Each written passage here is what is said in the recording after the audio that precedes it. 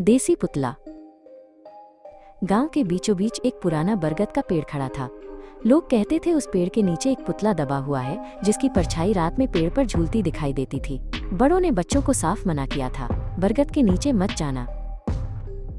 लेकिन एक लड़का अरुण जिज्ञासु था। पुतले में भला क्या डरावना होगा, उसने सोचा। एक अमावस्या की रात जब चारों ओर अंधेरा था, अरुण धीरे धीरे बरगद के पास पहुंचा। हवा सरसराने लगी। अचानक अरुण के सामने मिट्टी खुद ब खुद हिलने लगी और उसमें से एक देसी पुतला बाहर आ गया।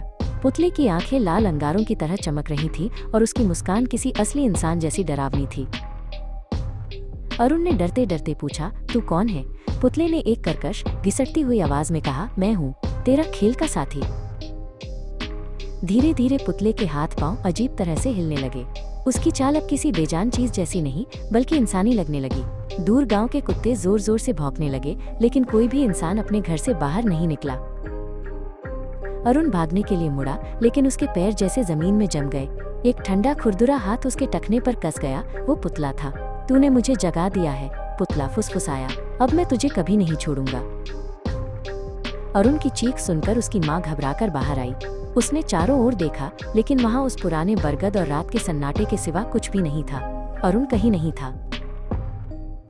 अगली सुबह जब गांव वाले वहां पहुंचे तो उन्होंने कुछ ऐसा देखा जिससे उनके होश उड़ गए। बरगद के नीचे एक नया पुतला खड़ा था और उसकी शक्ल हूबहू अरुण जैसी थी। सब समझ गए कि अरुण अब उस पुतले में कैद हो चुका है।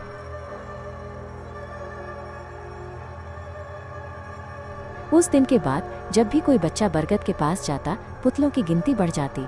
कभी 2, कभी 3, कभी 5 और सबकी शक्ल गांव के खोए हुए बच्चों जैसी होती। बुजुर्ग कहते हैं कि ये पुतला कभी एक इंसान था जिसे एक तांत्रिक ने श्राप दिया था।